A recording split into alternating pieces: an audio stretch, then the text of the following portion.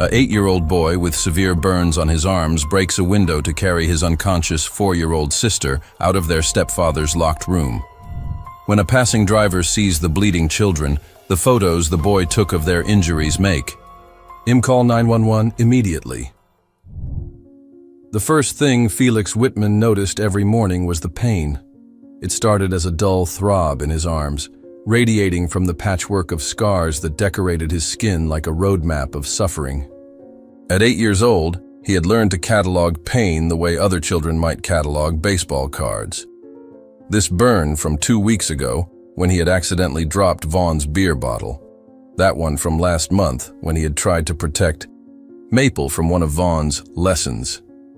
The makeshift bandages wrapped around his forearms were strips torn from an old t-shirt, carefully applied the night before when Vaughn had finally passed out in his recliner.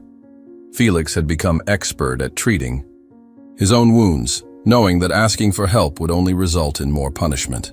The cotton fabric was already stained with dried blood and the yellowish seepage that came from burns that were trying to heal in less than ideal conditions. Sunlight filtered through the torn curtains of the small bedroom he shared with his 4-year-old sister Maple, casting long shadows across the cramped space. The room held 2 twin beds pushed against opposite walls, separated by barely 3 feet of worn carpet that had once been blue, but now showed more brown than anything else. The walls were painted an institutional green that reminded Felix of the hospital where their father had died 3 years ago, though he tried not to think about that. Maple was still sleeping in her bed across from him, her small body curled into a tight ball under a threadbare blanket that had been his when he was her age. Even in sleep, she looked tense, her tiny fists clenched as if she were ready to defend herself from invisible threats. Her blonde hair, so much like their mother's used to be before it became lank and lifeless, fanned across a pillow that had seen better days. Felix could see the fading yellow bruise on her cheek, where Vaughn had backhanded her 3 days ago for crying too loudly during one of his television programs. Felix sat up carefully, testing the range of motion in his arms. The fresh bandages pulled at his skin, and he bit back a gasp of pain. He had learned long ago that making noise in the morning was dangerous. Vaughn worked the night shift at the Millbrook manufacturing plant, and he usually came home around 7 in the morning, drunk and looking for reasons to be angry. It was currently 6:15 by the broken digital clock on the windowsill, which meant Felix had about 45 minutes to get himself and Maple ready for whatever mood Vaughn would be in. The house around them was a testament to gradual decay. What had once been their family home had slowly transformed into something that felt more like a prison. The wallpaper in the hallway was peeling at the corners, and several of the floorboards creaked ominously when stepped on. The front porch sagged on one side, and the paint on the exterior had faded from white to a dingy gray that matched the overcast skies that seemed perpetual in Millbrook. Felix remembered when this house had been filled with laughter. Before their father's accident, before the bills became impossible to pay, before their mother Celeste had made the desperate decision to marry Vaughn Caldwell as a way to keep them from losing their home. That had been 18 months ago, and Felix sometimes wondered if homelessness might have been preferable to their current situation. Their father, Michael Whitman, had been a good man who worked 2 jobs to support his family. He had been driving home from his second job at the grocery store when a drunk driver ran a red light and changed everything. Felix still remembered the police officers coming to their door, still remembered his mother's scream when they told her that Daddy wasn't coming home. He remembered the funeral, where everyone said Michael was in a better place now, though Felix couldn't understand how anywhere could be better than home with his family. After the funeral, the bills had started piling up. Their father's life insurance wasn't enough to cover the mortgage and living expenses, and Celeste had struggled to find work that paid enough to support them while still being available to care for 2 young children. That's when Vaughn had appeared, like a predator sensing weakness. He had been charming at first, bringing gifts for the children and flowers for Celeste. He had promised to take care of them, to be the father that Felix and Maple needed. Felix had been skeptical from the beginning.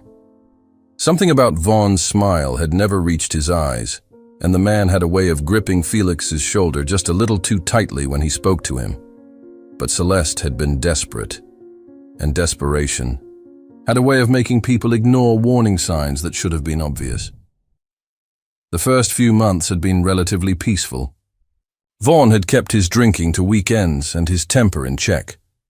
He had even helped Felix with his homework and played simple games with Maple.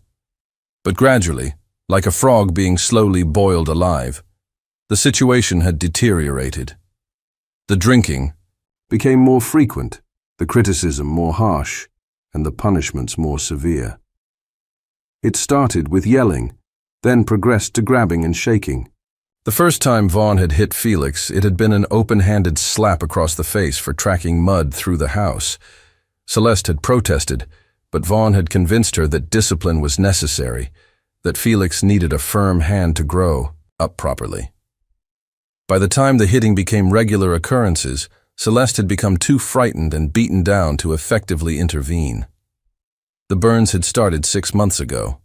Vaughn had been angry about something at work, and Felix had made the mistake of asking if he could watch cartoons on the television.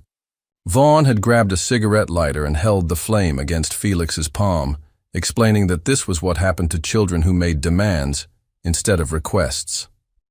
The scar from that first burn was still visible on Felix's left hand, a reminder of the moment when their situation had crossed from bad to truly dangerous. Felix pushed aside these memories and focused on the present. Dwelling on the past wouldn't help him protect Maple, and protecting Maple was the most important thing in his world. He swung his legs over the side of his bed and stood up, his body protesting the movement.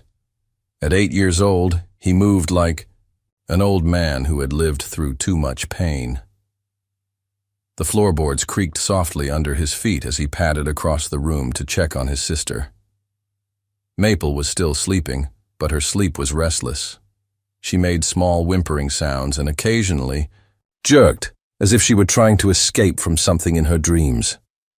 Felix suspected she was reliving yesterday's lesson, when Vaughn had locked them both in the basement for 2 hours because Maple had colored outside the lines in her coloring book. The basement was Vaughn's special place, his domain where he administered what he called character-building exercises. It was a windowless room that had once been used for storage, but Vaughn had cleared it out and equipped it with various implements that he claimed were necessary for proper child rearing. There were restraints attached to the walls, tools that looked more like instruments of torture than anything related to discipline, and stains on the concrete floor that Felix tried not to think about too carefully. Felix gently shook Maple's shoulder, and she woke with a start, her blue eyes wide with fear until she recognized her brother's face. This had become their routine. She no longer woke up peacefully, but rather with the immediate alertness of someone who had learned that safety was never guaranteed. "Morning, Maple," Felix whispered, keeping his voice soft. "We need to get ready." Maple nodded without speaking. She had become increasingly quiet over the past few months, as if she instinctively understood that drawing attention to herself was dangerous. Felix helped her sit up and checked her over for any new injuries. The bruise on her cheek was healing, and there were no fresh marks that he could see. Small victories were important in their world. "Does your head still hurt?" Felix asked, remembering how Vaughn had grabbed her hair and yanked her head back when she had been too slow to clean up her crayons. Maple touched the side of her head gingerly and shook her head. "Not today," she whispered. Felix felt a surge of protective rage that he quickly suppressed. Getting angry wouldn't help anything, and it might cloud his judgment. He needed to stay calm and focused if he was going to continue protecting his sister and himself. He helped Maple get dressed, choosing clothes that would cover most of her body in case there were bruises he had missed. Long sleeves and long pants had become their standard uniform, not just for protection from Vaughn's hands, but also to hide the evidence of his discipline from the outside world. Felix had become expert at explaining away visible injuries. He was clumsy. He fell down a lot. He He was just a rough-and-tumble kid who got into scrapes.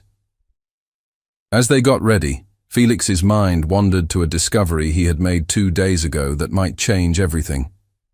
He had been taking out the trash when he noticed that the Hendersons next door had thrown away what looked like a working smartphone. Mr. Henderson was notorious for upgrading his electronics frequently, and apparently he had discarded his previous phone when he got a new one. Felix had retrieved the phone from the trash, his heart pounding with the fear of being caught. He had hidden it under his mattress and waited until the middle of the night to examine it properly. The phone still had some battery life, and more importantly, it still had a working camera. For the first time since this nightmare had begun, Felix felt like he might have a weapon to fight back with. Yesterday, while Vaughn had been passed out drunk and Celeste had been grocery shopping, Felix had made a decision that terrified and empowered him in equal measure. He had taken the phone and systematically photographed his injuries and Maple's bruises. He had even managed to sneak into the basement and take pictures of Vaughn's discipline room with its restraints and implements of torture. Felix didn't fully understand what he planned to do with these photographs, but something deep in his 8-year-old mind told him they were important. Maybe someone would believe them if they could see the evidence. Maybe someone would finally help them escape this hell that their home had become. The phone was currently hidden in a loose floorboard under his bed, wrapped in an old sock to protect it from moisture. Felix checked it every night to make sure it was still there, terrified that Vaughn would somehow discover it and realize what Felix was planning. He wasn't even sure what he was planning, but having documentation of their situation made him feel less powerless. From downstairs, Felix heard the familiar sound of Vaughn's truck pulling into the driveway. The engine made a rattling noise that had gotten worse over the past few weeks, and Vaughn's mood was often influenced by mechanical problems with his vehicle. Felix grabbed Maple's hand and squeezed it gently, their signal that they needed to be extra careful. "Remember," Felix whispered to his sister, "quiet voices, careful movements, and stay close to me." Maple nodded solemnly. At 4 years old, she had learned survival skills that no child should ever need to know. They heard Vaughn's heavy footsteps on the front porch, followed by the slam of the front door. Felix could tell immediately from the way Vaughn was walking that he was drunk again. There was a particular shuffle to his gait when he had been drinking, and the sound of him bumping into furniture as he made his way through the house. "Celeste!" Vaughn's voice boomed through the house. "Where the hell is my breakfast?" Felix heard their mother's quick footsteps as she hurried to the kitchen. Celeste had learned to anticipate Vaughn's needs, but it was never quite enough. There was always something wrong, always some reason for him to be dissatisfied and angry. Felix and Maple waited in their room, listening to the muffled conversation downstairs. Felix couldn't make out the words, but he could hear the tone. Vaughn's voice getting louder and more aggressive, Celeste's voice getting smaller and more apologetic. This was how most mornings began now, with their mother trying desperately to appease a man who seemed determined to find fault with everything she did. Felix thought about his mother and felt a complicated mix of love, frustration, and pity. Celeste Whitman had once been a vibrant, protective parent who would have moved mountains to keep her children safe. She had been the one who kissed scraped knees better, who read bedtime stories with funny voices, who made every birthday feel like the most important day in the world. That woman still existed somewhere inside Celeste Whitman Caldwell, but she had been buried under layers of fear and psychological abuse.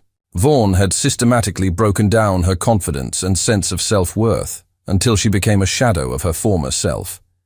She still loved her children. Felix could see it in her eyes when she looked at them, but she had become too frightened and beaten down to effectively protect them. Felix understood, intellectually, that his mother was as much a victim as he and Maple were. But understanding didn't make it easier to watch her fail to intervene when Vaughn was hurting them. It didn't make it easier to see her look away when Felix showed up to breakfast with fresh injuries. Love and disappointment could coexist, Felix had learned, and both emotions could break your heart simultaneously. The shouting downstairs escalated, and Felix heard something crash, probably a plate or cup being thrown. Maple flinched and moved closer to her brother, seeking the comfort and protection that had become his responsibility to provide. Felix wrapped his arms around her, careful not to put pressure on his own injuries, and whispered reassurances that he hoped were true. "It's going to be okay," he told her, though he wasn't sure he believed it himself. "I'll take care of you." This had become Felix's promise and his burden. At 8 years old, he had become the primary protector in their household, the one who stepped between Vaughn's anger and Maple's vulnerability. He had learned to read Vaughn's moods like a meteorologist reading storm patterns, always watching for signs that violence was approaching. Felix had developed strategies for managing their survival. He knew that Vaughn was more dangerous when he had been drinking, but also more easily distracted. He knew that taking blame for Maple's mistakes would usually redirect Vaughn's anger away from her and onto him, and he was better equipped to handle physical punishment than his 4-year-old sister. He had learned which words would escalate a situation and which might diffuse it, though with Vaughn's unpredictable nature, even the safest responses could sometimes trigger an explosion. The house fell quiet again, which could mean either that Vaughn had calmed down or that he had passed out in his chair. Felix waited several more minutes before deciding it was safe to venture downstairs. He and Maple needed to eat breakfast and then stay out of Vaughn's way for the rest of the day. "Stay close," Felix whispered to Maple as they prepared to leave their room. "If anything happens, run back up here and hide under your bed." Maple nodded again, her small face serious beyond her years. Felix took her hand and led her toward the door, both children moving with the careful silence of prey animals trying to avoid detection by a predator. As they reached the top of the stairs, Felix could see Vaughn sprawled in his recliner in the living room, already snoring loudly.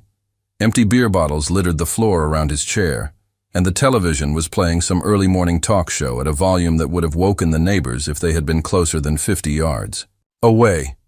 Felix guided Maple carefully down the stairs, avoiding the steps that creaked. In the kitchen, they found their mother cleaning up the remains of what had apparently been a plate that hadn't survived Vaughn's tantrum.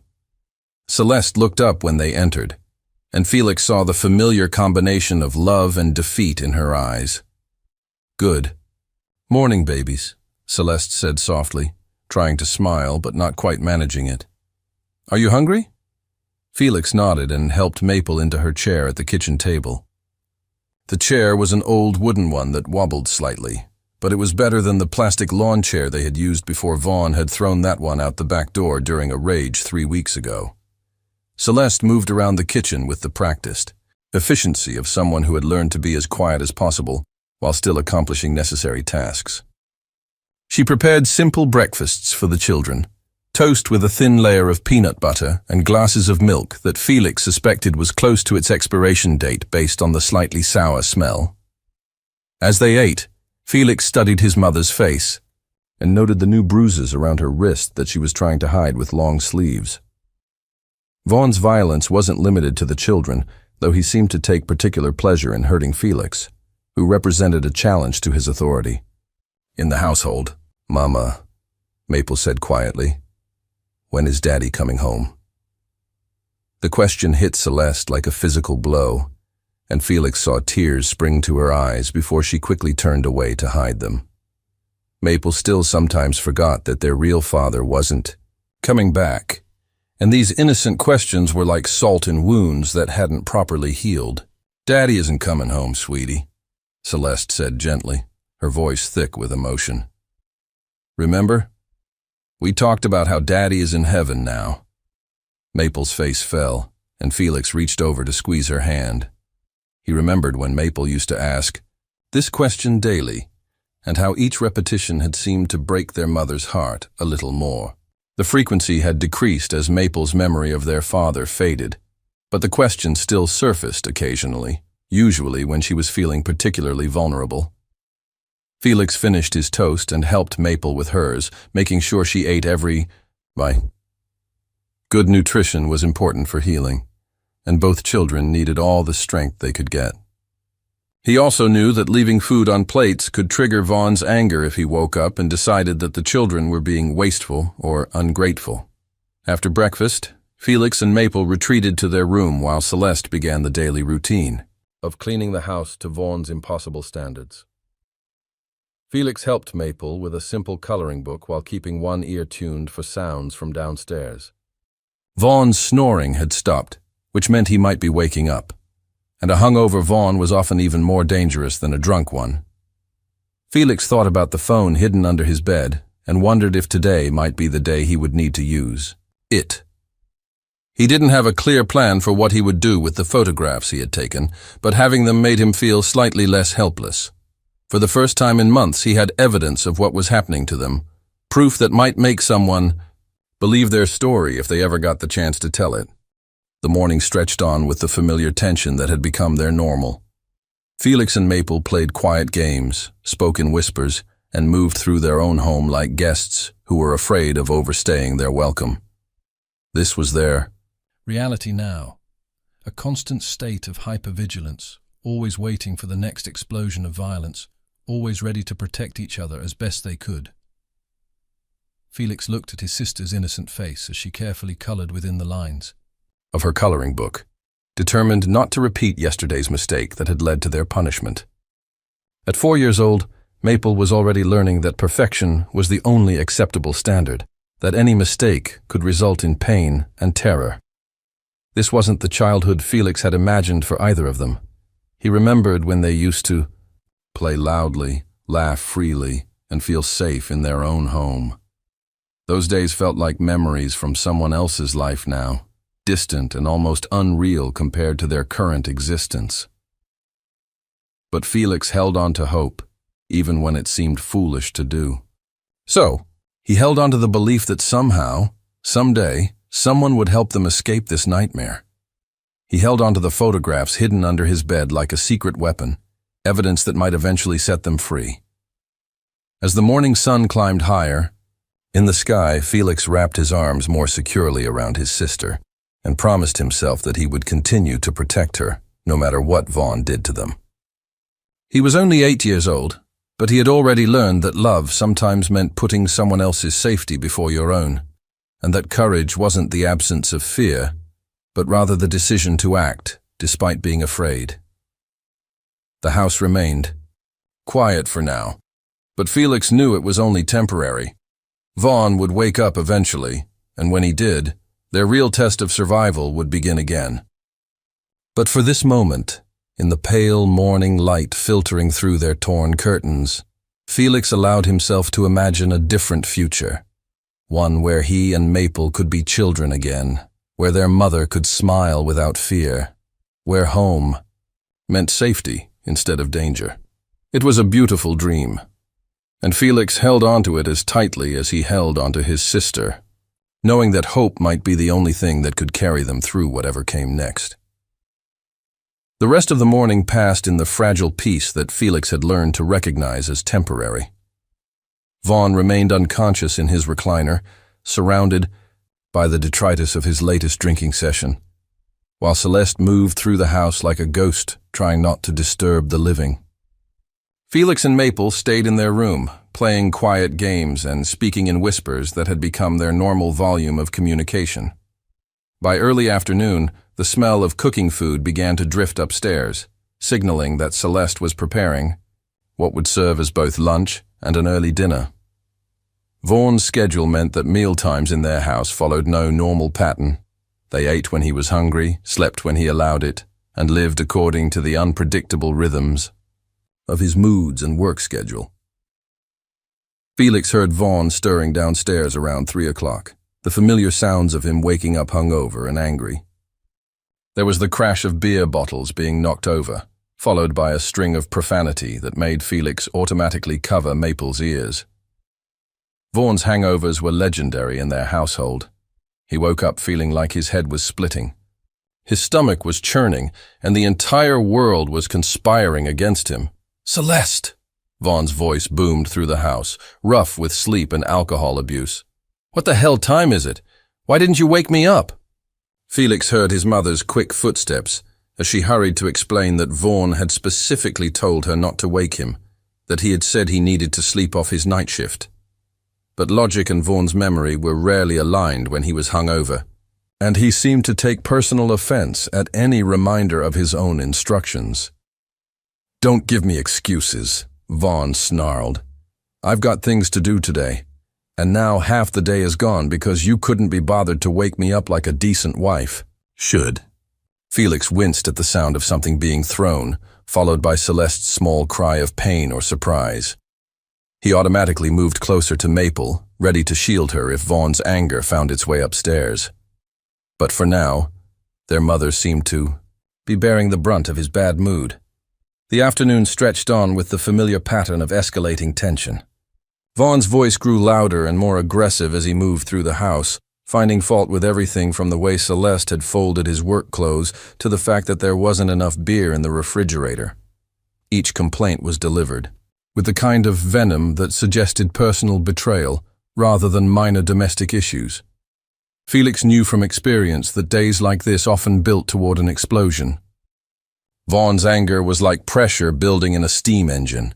It had to go somewhere eventually, and when it did, someone was going to get hurt. Felix just hoped that someone would be him rather than Maple or their mother. Around 5 o'clock, Celeste called them down for dinner.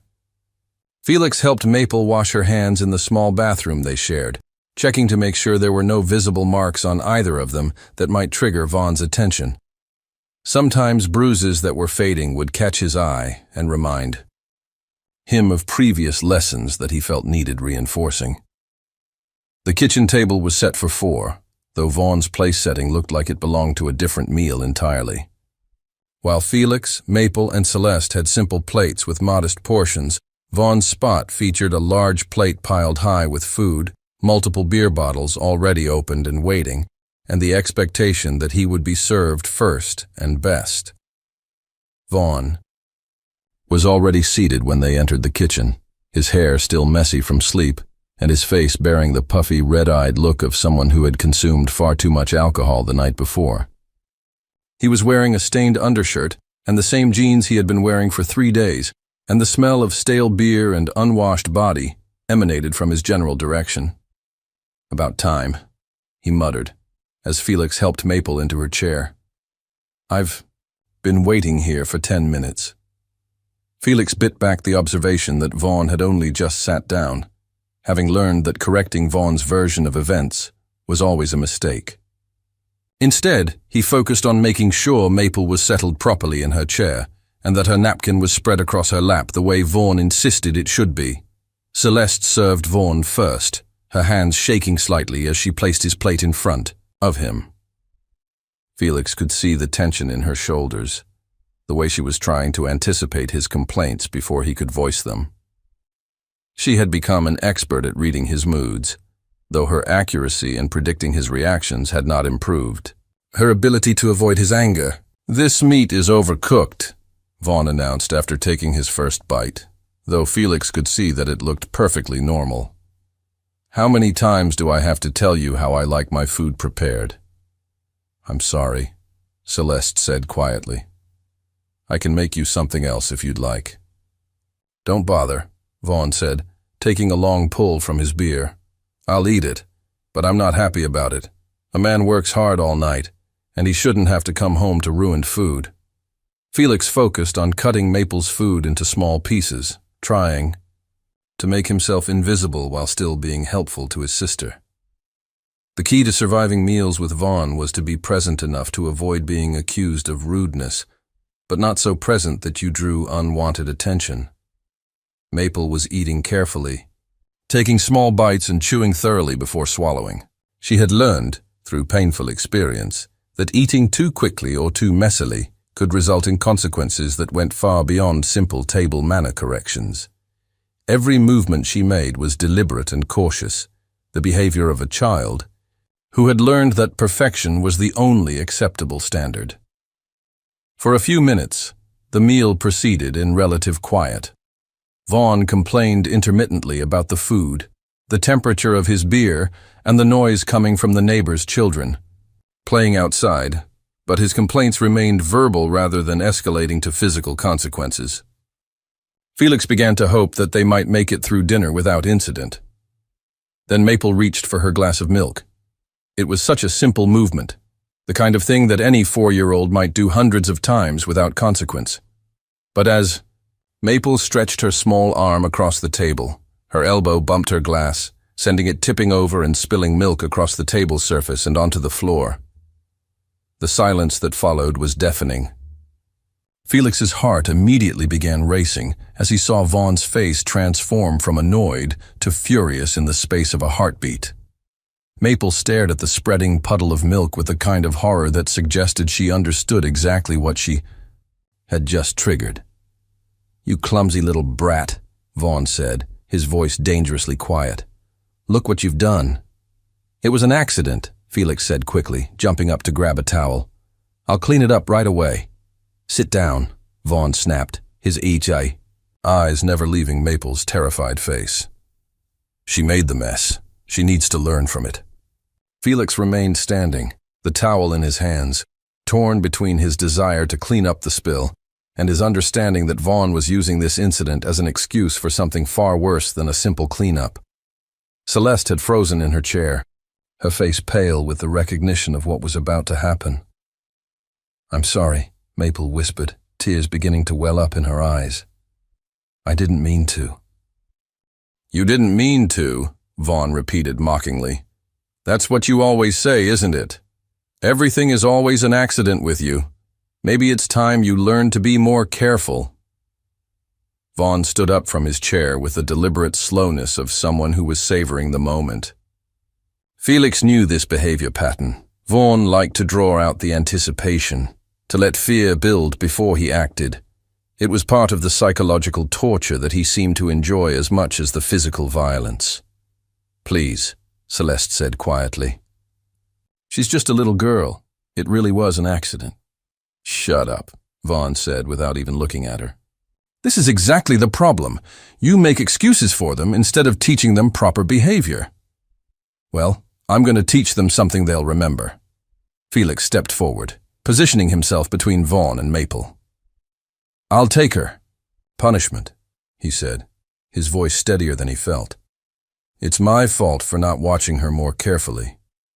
Vaughn smiled at this, a cold expression that never reached his eyes. "Oh, you'll both learn something today. But she needs to understand that actions have consequences." Felix watched in horror as Vaughn walked over to the kitchen stove and turned on one of the gas burners. The blue flame sprang to life, and Vaughn reached into a drawer to pull out a metal spatula with a long handle. Felix's stomach dropped as he realized what Vaughn was planning to do. "No," Felix said, moving to put himself completely between Vaughn and Maple. "Please don't hurt her. I'll take whatever punishment you want, but don't hurt her." Vaughn held the metal spatula over the flame, watching as the metal began to heat up. "You know what your problem is, Felix? You think you're the parent in this house. You think you get to make decisions about discipline and consequences, but you're just a kid, and kids need to learn their place." Felix could feel the heat radiating from the burner even from several feet away. He had experienced Vaughn's heated metal punishments before, and the memory of that searing pain made his existing scars throb sympathetically. But the thought of Maple experiencing that same agony was unbearable. "She's only 4, Felix pleaded. "She doesn't understand. Please, just punish me instead." "Oh, I'll get to you," Vaughn said, testing the heat of the spatula by holding it close to his own hand. "But first, little Miss Clumsy here needs to learn to be more careful with other people's property." Maple began to cry in earnest now, the kind of desperate sobbing that came from a child who understood that something terrible was about to happen, but was powerless to stop it. She looked at Felix with complete trust, believing that somehow her big brother would find a way to protect her as he always had before. Felix's mind raced, trying to find some way to prevent what was about to happen. He could throw himself at Vaughn, but that would only delay the inevitable and probably make the punishment worse. He could try to grab Maple and run, but Vaughn was blocking the kitchen exit and there was nowhere to go in their small house, That would provide real safety. "Vaughn, please," Celeste said, standing up from her chair. "She's just a baby. Can't you see she's scared?" Vaughn turned to look at his wife with an expression of pure contempt. "Sit down and shut up, or you'll be next. I'm tired of living in a house where nobody respects my authority. Today that changes." The spatula was glowing red-hot now, and Vaughn turned his attention back to Maple. "Come here, little girl. It's time you learned what happens when you don't take care of other people's things." "No!" Felix shouted, throwing himself forward to grab Maple and pull her away from the table. But Vaughn had anticipated this move, and he grabbed Felix's arm with his free hand, his grip like a vice. "I told you to wait your turn," Vaughn snarled, and before Felix could react, Vaughn pressed the heated spatula against Felix's forearm, right over some of his existing scars. The pain was indescribable. Felix screamed despite his determination to stay quiet, the sound torn from his throat by agony so intense that his vision went white around the edges. The smell of burning flesh filled the kitchen, and Felix could hear Maple's terrified crying and Celeste's shocked gasp, as if they were coming from very far away. Vaughn held the spatula against Felix's arm for what felt like an eternity, but was probably only a few seconds. When he finally pulled it away, Felix collapsed to his knees, cradling his arm against his chest and trying not to vomit from the pain. "That's for interfering," Vaughn said calmly, as if he had just delivered a minor correction rather than inflicting serious bodily harm. "Now, it's her turn." But Maple, seeing her brother's agony, did something that surprised everyone in the room. Instead of cowering or trying to run, she launched herself at Vaughn with all the fury that a 4-year-old could muster. She hit his legs with her small fists, kicked at his shins, and screamed at him to leave her brother alone. "You're mean," she shouted through her tears. "You're mean and I hate you. Don't hurt Felix anymore." For a moment, everyone in the kitchen was frozen by the sight of tiny Maple attacking a man who outweighed her by more than 200 pounds. It was brave and futile and heartbreaking all at the same time. Then Vaughn's face twisted with rage. "You little bitch," he snarled, and he backhanded Maple across the face with enough force to send her small body flying across the kitchen. Maple hit the wall with a sickening thud and crumpled to the floor. For a moment, she didn't move at all, and Felix felt his heart stop with terror. Then she began to cry again, but it was a different kind of crying, weaker, more confused, with an undertone that suggested something was seriously wrong. "Maple!" Felix tried to get up to go to her, but Vaughn grabbed him by the hair and hauled him back. "She's not done learning yet," Vaughn said, his voice thick with alcohol and rage. "And neither are you." What happened next unfolded with the kind of horrible clarity that trauma victims often describe. Every detail crystal clear, every moment stretched out like a nightmare that refuses to end. Vaughn dragged Maple up from the floor, and Felix could see that she was barely conscious, her eyes unfocused and a thin trickle of blood running from her ear. "Look what you made me do," Vaughn said to Felix, as if the violence had been Felix's fault rather than his own choice. "Now she's really hurt, and it's because you couldn't mind your own business." Felix tried to speak, tried to beg Vaughn to get medical help for Maple, but his throat felt like it had closed up completely. The burn on his arm was still screaming with pain, but all of his attention was focused on his sister's condition. The blood from her ear was a bad sign. Felix didn't know much about medical issues, but he knew that head injuries were serious. Vaughn looked at both children with disgust, as if their injuries were personal affronts to him rather than the direct results of his own actions. "Maybe sometime in the thinking room will help you both remember how to behave properly," he said. The thinking room was what Vaughn called the basement space that he had converted into his personal torture chamber. Felix had been there many times before, but never with Maple injured like this, never when time was so critical. He tried to struggle as Vaughn dragged them both toward the basement door, but his injured arm made resistance nearly impossible.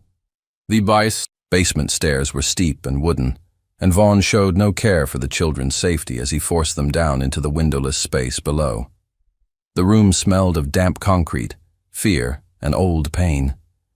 The walls were lined with various implements that Vaughn used for what he called behavior modification, restraints, tools for inflicting pain, and surfaces stained with evidence of previous sessions. There was only one small window in the room, set high up near the ceiling and barely large enough for a child to fit through. It was the kind of window that was meant for ventilation rather than escape, and it was currently closed and locked from the outside.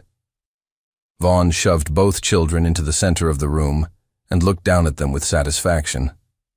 Felix was still cradling his burned arm, and Maple was barely conscious, swaying where she sat and making small, whimpering sounds that suggested she was in significant pain. "You can stay down here until you learn some respect," Vaughn announced. "Maybe a few hours in the dark will help you think about your behavior." "She needs a doctor," Felix managed to say through his pain. "Please, she hit her head really hard," Vaughn laughed, a sound completely devoid of humor or compassion. "She needs to learn not to attack adults who are trying to teach her proper behavior. A headache is good for character building." With that, Vaughn turned and walked back up the stairs, and Felix heard the heavy door slam shut, followed by the sound of a deadbolt being engaged. They were trapped in the basement with no way out. Maple was seriously injured, and Vaughn had made it clear that he had no intention of providing medical care. Felix crawled over to where Maple was sitting and gently took her in his arms. She was conscious but confused, her eyes having trouble focusing on his face. The blood from her ear had increased, and Felix was terrified that she might have suffered a brain injury when her head hit the wall. "Maple, can you hear me?" Felix whispered, trying to keep his voice calm despite his terror. "Felix?" Maple's voice was small and weak. "My head hurts really bad."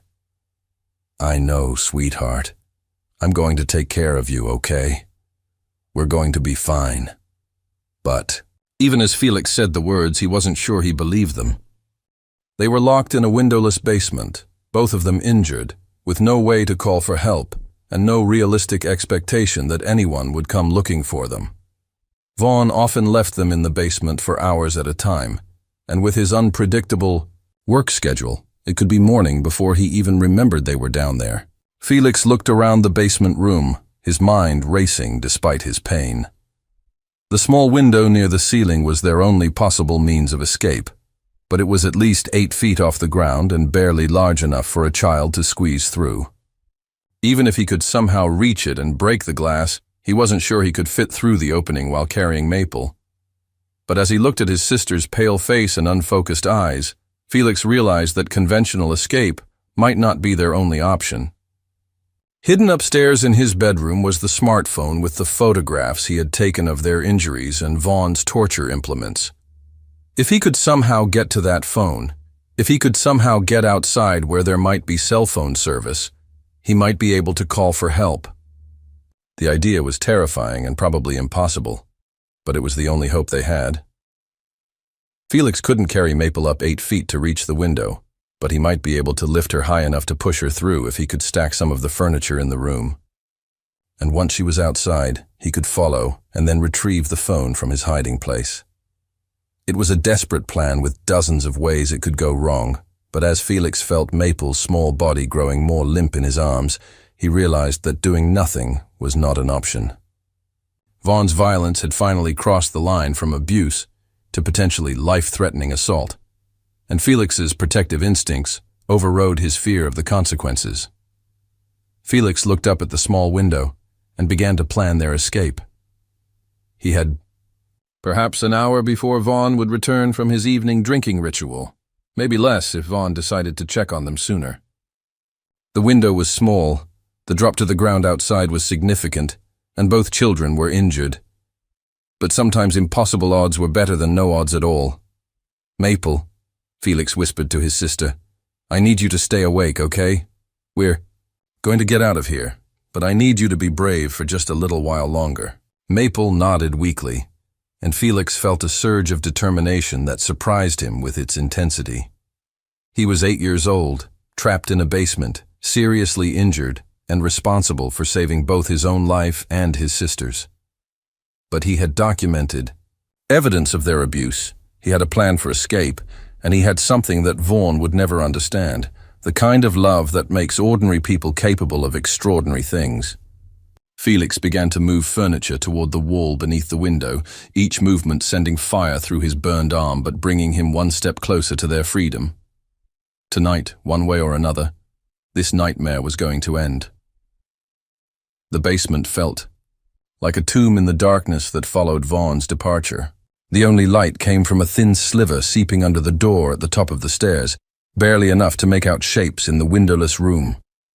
Felix held Maple close to his chest, feeling her small body trembling against him, while his own arm screamed with pain from the fresh burn that Vaughn had inflicted.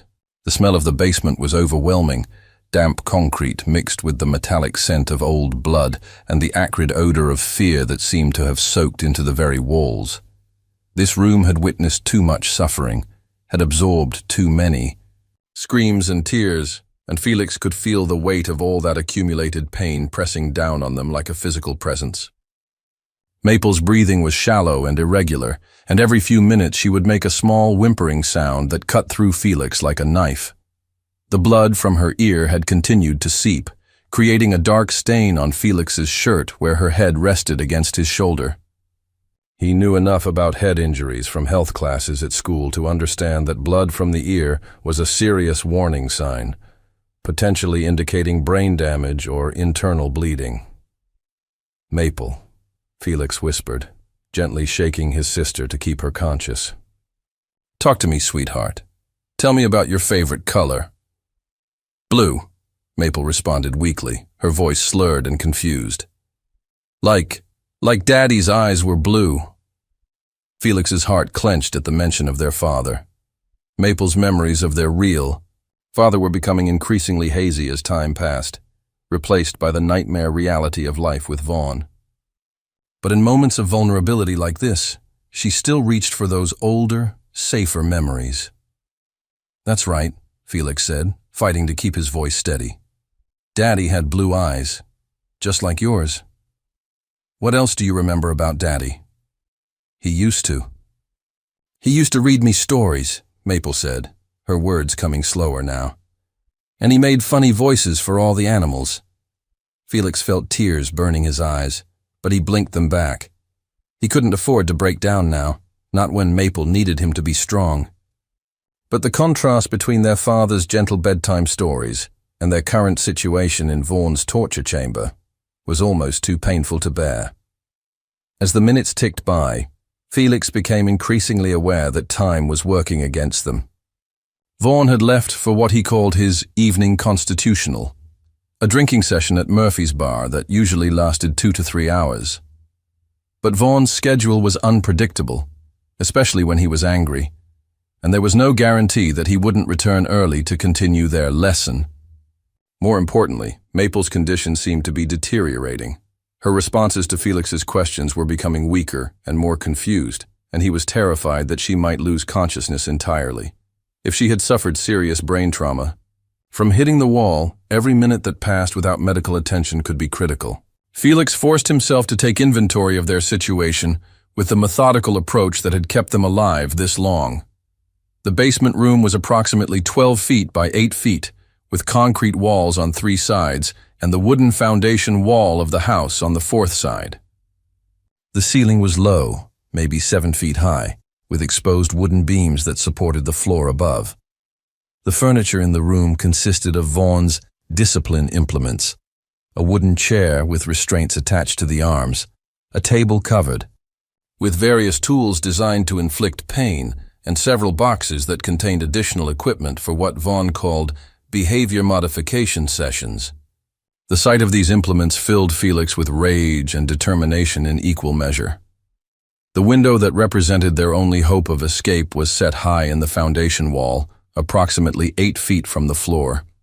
It was one of those small basement windows designed for ventilation rather than access, maybe 18 inches wide and 12 inches tall. The glass was thick and reinforced with wire mesh, and Felix could see that it was currently latched shut from the outside. Felix had been in this room many times before, but always as a victim brought here for punishment. He had never examined it with the eye of someone planning an escape. Now, as he studied every detail, he began to formulate a plan that was dangerous, probably impossible, but their only realistic chance of survival. The first challenge was reaching the window. Felix estimated that he would need to stack furniture to create a platform at least 6 feet high, which would allow him to reach the window frame and work on opening it.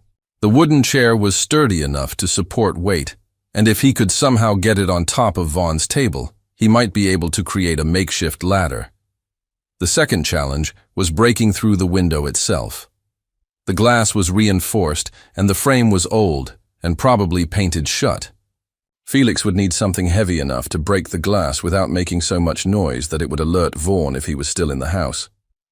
Looking around the room, he spotted a metal tool that Vaughn used for his sessions, a heavy implement that would serve as an effective hammer.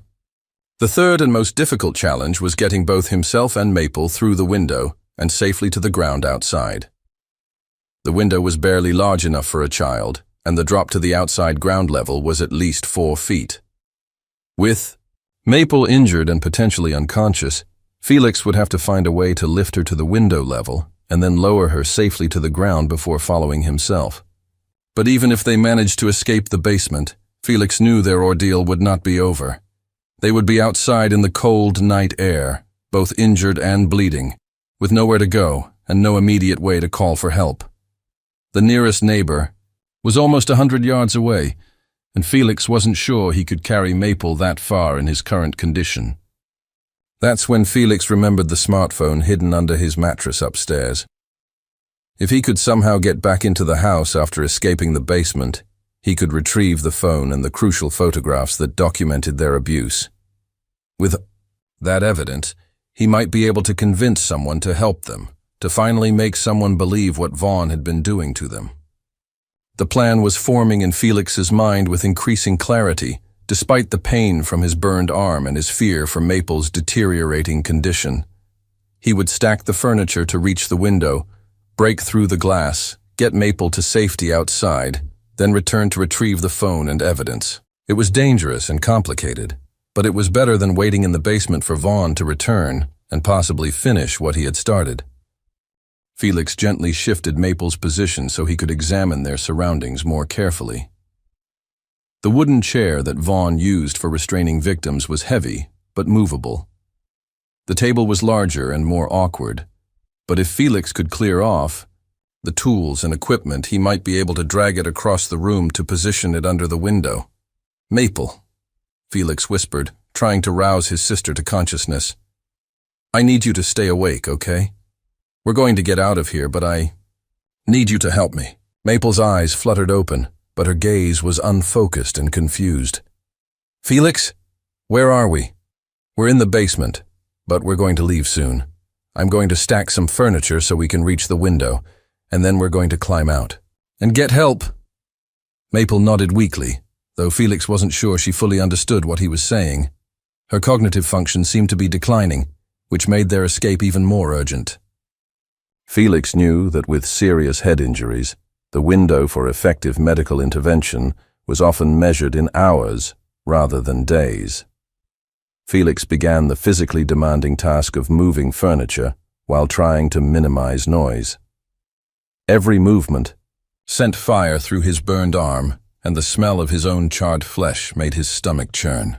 But he pushed through the pain, driven by the knowledge that Maple's life might depend on his actions in the next hour. The table was heavier than he had anticipated, and dragging it across the concrete floor created a scraping sound that seemed impossibly loud in the confined space. Felix paused frequently to listen for any indication that Vaughn had heard the noise and was coming to investigate. But the house above remained silent, suggesting that Vaughn had indeed left for his evening drinking session. Once Felix had positioned the table under the window, he faced the challenge of getting the chair on top of it. The chair was awkward and heavy, and lifting it above his head while dealing with his injured arm was nearly impossible. But Felix discovered that by climbing onto the table first, he could drag the chair up after him, creating a makeshift platform. that brought him within reach of the window. Standing on the chair on top of the table, Felix could finally examine the window mechanism up close. The frame was old and painted multiple times, with layers of paint sealing the latch mechanism. But more challenging was the wire mesh that had been installed over the glass, apparently to prevent exactly the kind of escape that Felix was attempting. Felix selected the heaviest tool from Vaughn's collection, a metal implement that looked like a modified hammer designed for inflicting pain rather than building anything constructive. The irony was not lost on him that he was using Vaughn's own torture devices as tools for their liberation. The first blow against the window frame created a sound that seemed to echo through the entire house. Felix froze, listening for any indication that the noise had attracted attention. When no response came, he continued working, using the metal tool to chip away at the paint and corrosion that held the latch mechanism frozen in place. Working in the dim light was challenging, and Felix had to rely more on touch than sight to understand how the window mechanism functioned. His hands were shaking from a combination of pain, fear, and adrenaline, making precise movements difficult. But gradually, he began to make progress, loosening the paint and corrosion that had sealed the window shut. After what felt like hours, but was probably only 20 minutes, Felix managed to work the latch free. The window frame creaked open, revealing the wire mesh that still blocked their escape route. The mesh was secured with screws that had rusted over time, but it represented yet another obstacle between them and freedom. Felix used the metal tool to attack the screws holding the wire mesh in place. Some of them were so corroded that they crumbled under pressure, while others required patient work to loosen and remove. Each screw that came free brought them closer to escape, but also created noise that might alert anyone in the house above. Meanwhile, Maple's condition continued to deteriorate. She had stopped responding to Felix's attempts at conversation, and her breathing had become more labored and irregular. Felix knew that they were running out of time, that every minute spent working on the window was a minute that Maple's brain injury went untreated.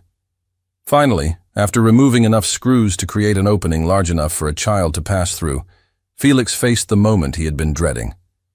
The window was open, the mesh was partially removed, but the opening was barely large enough for Maple's small body, and the drop to the ground outside was significant. Felix climbed back down to where Maple was lying and gathered her gently in his arms. She was barely conscious now, her head lolling against his shoulder in a way that terrified him. But he had come too far to stop now, and the alternative to escape was almost certainly death for both of them. Carrying Maple while climbing back onto the makeshift platform was the most difficult physical challenge Felix had ever faced. His burned arm screamed with agony. His legs shook with exhaustion, and Maple's dead weight made every movement a struggle. But love and desperation gave him strength he didn't know he possessed. Standing on the chair with Maple in his arms, Felix could see through the window to the outside world for the first time in hours. The night was dark and cold, with a thin layer of frost visible on the ground. But it represented freedom and hope in a way that made Felix's heart race with anticipation. The next challenge was getting Maple through the window opening without dropping her or causing additional injury. Felix had to position her carefully, supporting her head and neck while maneuvering her small body through the narrow opening.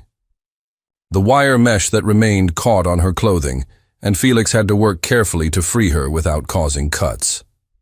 Finally, Maple was through the window, and Felix faced the terrifying task of lowering her to the ground outside. The drop was about 4 feet, significant enough to cause serious injury if she landed wrong. Felix held onto her hands and lowered her as far as his arms could reach, then had to let go and hope that she would land safely. Maple hit the ground with a soft thud and immediately began crying, a sound that was simultaneously heartbreaking and reassuring since it meant she was still conscious and responsive. Felix called down to her in a whisper, telling her to stay where she was while he climbed through the window himself. Getting his own body through the narrow window opening proved to be even more challenging than helping Maple. Felix was larger and had to contort his body in uncomfortable ways to fit through the space. The jagged edges of the broken wire mesh caught on his clothing and skin, creating new cuts and scrapes that added to his growing collection of injuries. The drop to the ground jarred every injury Felix had sustained, sending fresh waves of pain through his burned arm and the cuts from the wire mesh. But he was outside, breathing free air for the first time in hours, and Maple was alive beside him. They had successfully escaped from Vaughn's basement prison, but Felix knew their ordeal was far from over. They were both injured. It was the middle of a cold night, and they had no immediate shelter or help available. Most importantly, Felix knew that the smartphone with the photographic evidence was still hidden in his bedroom upstairs. Without that evidence, even if they found help, it would be their word against Vaughn's, and adults had consistently failed to believe them in the past. Felix made a decision that was either brilliant or completely insane. While Maple was conscious and relatively stable, he would attempt to re-enter the house through a different route and retrieve the phone and evidence. It was dangerous. Vaughn might return at any moment, and Felix would be vulnerable while inside the house. But without the photographs, their escape might be meaningless. "Maple," Felix whispered, kneeling beside his sister in the cold grass outside the basement window. "I need to go back inside for a minute to get something very important. Can you wait here for me?" Maple's eyes were more focused now that they were outside, though she was shivering from cold and shock. "Don't leave me, Felix," she pleaded. "I'll only be gone for a few minutes," Felix promised. "I need to get the pictures that will help people believe us about what Vaughn has been doing. Without those pictures, no one will help us." Felix helped. Maple moved to a position where she was partially hidden behind some overgrown bushes near the foundation of the house. The location provided some shelter from the wind and concealed her from casual observation, while still allowing Felix to find her quickly when he returned. Re-entering the house proved easier than Felix had anticipated. Vaughn habitually left the back door unlocked when he went drinking, apparently confident that his victims were securely locked in the basement. Felix slipped inside quietly, his heart pounding with the knowledge that discovery would mean certain death for both himself and Maple. The house felt different now that Felix was moving through it as an escapee rather than a victim. Every creak of the floorboards seemed amplified. Every shadow seemed to hide potential danger. But Felix moved with the stealth that months of avoiding Vaughn's attention had taught him, making his way carefully up the stairs toward his bedroom. The smartphone was exactly where Felix had left it, wrapped in an old sock and hidden in the loose floorboard under his bed. As his fingers closed around the device, Felix felt a surge of hope that was almost overwhelming. This phone contained the evidence that could finally end their nightmare, proof that might convince adults to take action and protect them from further harm. But as Felix prepared to leave the bedroom, he heard the unmistakable sound of Vaughn's truck pulling into the driveway.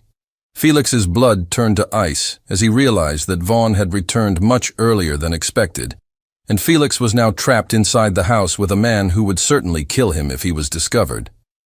Felix had perhaps 30 seconds before Vaughn would enter the house and potentially discover that his prisoners had escaped. There was no time to return to the basement and pretend they had never left. No time to reach the back door without being seen. Felix's only option was to hide in the house and wait for an opportunity to escape, hoping that Vaughn wouldn't immediately check the basement. Felix quickly concealed himself in the bedroom closet, clutching the smartphone with the precious evidence and listening to Vaughn's footsteps as he entered the house below. Through the thin walls, Felix could hear Vaughn moving around the kitchen, apparently making himself another drink before checking on his prisoners. The next few minutes were among the most terrifying of Felix's life. He crouched in the dark closet, barely breathing, while Vaughn moved around the house below. Every sound seemed amplified: the clink of ice in a glass, the scrape of a chair across the floor, the heavy footsteps of a man who had no idea that his victims had escaped. Finally, Felix heard the basement door open and Vaughn's footsteps on the wooden stairs. Within seconds, they would be shouting in rage when Vaughn discovered the empty basement room and the evidence of their escape. Felix had perhaps 1 minute to get out of the house before Vaughn began a systematic search. Felix slipped out of the closet and moved as quickly and quietly as possible toward the stairs. Behind him, he could hear Vaughn's voice rising in anger, as he discovered the empty basement and the furniture that had been moved to facilitate their escape. The sound of fury in Vaughn's voice was terrifying, but it also meant that Felix's presence in the house had not yet been discovered. Felix reached the back door just as Vaughn's footsteps began pounding back up the basement stairs. There was no time for stealth now.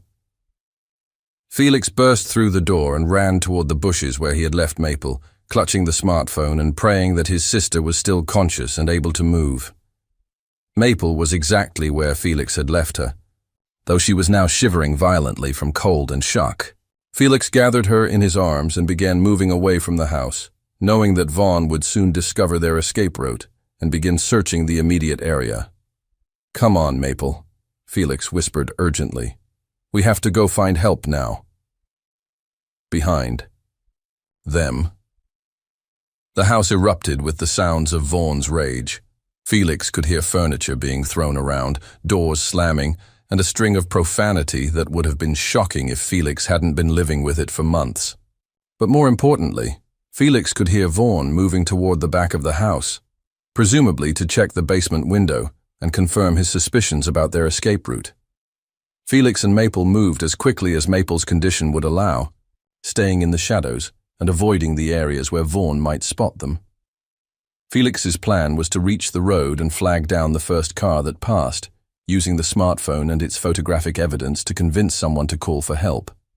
But as they reached the edge of their property, Felix realized that Maple was no longer able to walk on her own. The adrenaline that had sustained her during their escape was wearing off, and her head injury was making her increasingly disoriented and weak. Felix would have to carry her, and he wasn't sure his own injured body was capable of that level of exertion. The road in front of their house was typically quiet, especially late at night. Felix knew that they might have to wait a long time for a car to pass, and Vaughn would certainly expand his search to include the road once he confirmed that they had left the immediate area of the house. As if summoned by Felix's desperation, headlights appeared in the distance, moving slowly down their rural road. Felix's heart leaped with hope, but he also realized that this might be their only chance to get help. If this driver refused to stop or didn't believe their story, they might not get another opportunity. Felix gathered his courage and stepped into the road, waving his arms and calling for help. The car, an older sedan driven by a middle-aged man, slowed down and pulled over. Felix could see the driver's shock and horror as he took in the sight of two injured children covered in blood and standing on a dark road in the middle of the night. "Please help us," Felix called out, his voice breaking with exhaustion and desperation. "My stepfather has been hurting us, and my sister needs a doctor."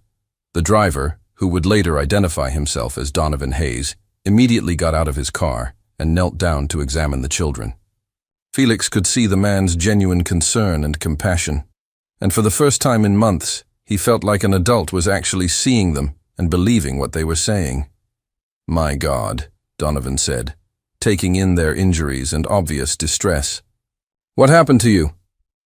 Felix pulled out the smartphone with shaking hands and showed Donovan the photographs he had taken, images of their systematic abuse, the basement torture chamber, and the implements that Vaughn used to inflict pain. The photos told a story that no words could adequately convey, evidence of suffering that was impossible to deny or explain away. Donovan's face went white as he scrolled through the images, understanding immediately that he was looking at documentation of serious criminal abuse. Without hesitation, he pulled out his own phone and dialed 911, giving their location and requesting immediate medical assistance and police response. As they waited for help to arrive, Donovan wrapped both children in blankets from his car and did his best to provide first aid for their injuries. Felix felt a sense of relief so overwhelming that he nearly collapsed. After months of being invisible to the adults who should have protected them, someone had finally seen their truth and was taking action to help them. In the distance, Felix could see lights coming on in their house as Vaughn continued his search. But Felix was no longer afraid of being found. They were under the protection of an adult who believed them. Help was on the way, and the evidence that would finally bring Vaughn to justice was safely in the hands of someone who would make sure it reached the right people. The nightmare was not over yet. There would be hospitals and police interviews and legal proceedings ahead. But for the first time in months, Felix allowed himself to believe that he and Maple might actually survive this ordeal and find their way to safety and healing. As the sound of sirens grew louder in the distance, Felix held his sister close and whispered promises that he finally believed he might be able to keep. They were going to be okay. They were going to be safe. And Vaughn was never going to hurt them again. The ambulance arrived first, its red and blue lights cutting through the darkness like beacons of hope. Felix had never been so grateful to see emergency vehicles in his life. The paramedics, AEE, woman with kind eyes and gentle hands, and a man who spoke in calm, reassuring tones, immediately took charge of the situation with the professional competence that Felix had only dreamed of experiencing. "My name is Sarah," the female paramedic said as she knelt beside Maple, "and this is my partner Mike. We're here to help you both, okay? You're safe now." Felix wanted to correct her about using his forbidden name list, but exhaustion and relief made speech difficult. Instead, he focused on the incredible sensation of having adults who were actually trying to help them rather than hurt them. Sarah's hands were gentle as she examined Maple's head injury, and her voice remained calm and professional, even as Felix could see the concern in her eyes. Mike was examining Felix's burned arm with the same careful attention, documenting the extent of the injury while preparing to provide immediate treatment. "This is a serious burn," he told Felix honestly. "We're going to take you to the hospital where doctors can treat it properly. You've been very brave." The word brave hit Felix like a physical blow. For months, he had felt like a failure for not being able to protect Maple completely, for not being able to stop Vaughn's abuse entirely. To have an adult recognize his courage and efforts was emotionally overwhelming. Police cars began arriving as the paramedics worked, their flashing lights adding to the surreal quality of the scene. Felix had been conditioned to fear authority figures, but these officers seemed different from his expectations. They moved with purpose but without aggression, focusing on securing the area and gathering information rather than making accusations or demands. Officer Ramona Sterling was the first to approach Felix directly. She was a woman in her early 40s with graying hair and eyes that suggested she had seen too much human suffering but hadn't lost her capacity for compassion. She knelt down to Felix's eye level, a gesture that immediately put him more at ease. "Felix," she said, having gotten his name from Donovan Hayes. "I'm Officer Sterling. I know this has been a terrible night for you and your sister, but I want you to know that you're both safe now. No one is going to hurt you anymore." Felix nodded, though part of him still couldn't quite believe that safety was possible. Months of living in constant fear had conditioned him to expect that any moment of peace would be followed by escalating violence. But Officer Sterling's presence was reassuring in a way that made him want to trust her. "The paramedics need to take you and Maple to the hospital," Officer Sterling continued. "But I'll be there too, and we'll need to talk about what happened to you. Is that okay?" Felix looked toward the ambulance where Maple was being loaded onto a small stretcher. Her eyes were closed, but the paramedics seemed to have her condition stabilized for transport. "Is she going to be okay?" Felix asked, his voice small and frightened. "The doctors at the hospital are going to take very good care of her," Officer Sterling said. "And they're going to take care of you too. But Felix, I need you to know that you did everything right tonight. You protected your sister, you got evidence of what was happening, and you got both of you to safety. You're a hero." The word hero was almost too much for Felix to process. He had spent so many months feeling powerless and afraid that being praised for his actions seemed surreal. But as he climbed into the ambulance next to Maple's stretcher, Felix allowed himself to feel a small spark of pride in what he had accomplished. The ride to Millbrook General Hospital took 20 minutes, during which the paramedics continued, monitoring both children's conditions while radioing ahead to prepare the emergency department for their arrival. Felix held Maple's hand during the transport, whispering reassurances that he hoped were true and watching her pale face for signs of consciousness. "She's stable," Sarah told Felix as they neared the hospital. "Her vital signs are good, and the doctors will be able to help her. You did the right thing getting her out of that house when you did." The emergency department was a controlled chaos of medical professionals preparing to receive them. Felix had never seen so many adults working together with the single goal of helping rather than harming, and the sight was both overwhelming and deeply comforting. Dr. Patricia Holloway met them at the ambulance bay, a woman in her 50s, with silver hair and the kind of confident demeanor that inspired immediate trust. She took one look at both children and began issuing orders that sent the medical team into coordinated action. "I want a full trauma workup on both children," Dr. Holloway said as they wheeled Maple toward an examination room. "CT scan for the head injury, full-body x-rays, and I want photographs of all visible injuries for documentation, and I want social services contacted immediately." Felix was separated from Maple as they were taken to different examination rooms, a separation that triggered his protective instincts despite his understanding that they both needed medical attention. A nurse named Janet, who had kind eyes and a grandmother's gentle manner, stayed with Felix while Dr. Holloway's team worked on Maple. "Your sister is in very good hands," Janet assured Felix, as she began the process of treating his burns and other injuries. "Dr. Holloway is one of the best pediatric emergency physicians in the state. She's going to take excellent care of Maple." The treatment of Felix's burns was painful but necessary. The fresh burn from Vaughn's heated spatula required debridement and specialized dressings, while his older scars needed to be documented and photographed as evidence of long-term abuse.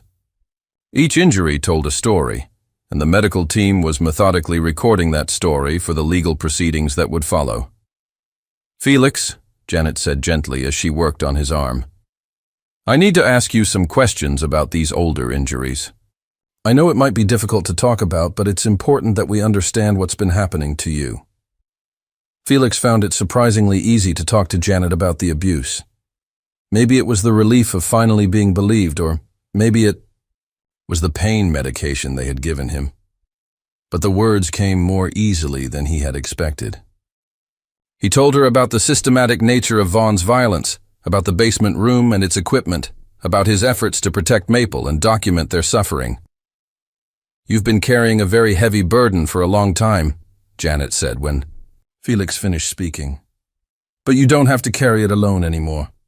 There are people whose job it is to protect children, and they're going to make sure you and Maple are safe." Officer Sterling arrived at the hospital as Felix's treatment was being completed. She brought with her a social worker named Lydia Brennan, a woman in her late 30s who specialized in cases involving child abuse. Lydia had the kind of calm, reassuring presence that suggested she had helped many children through similar crises. "Felix," Lydia said as she introduced herself, "I'm here to help you and Maple navigate the next steps.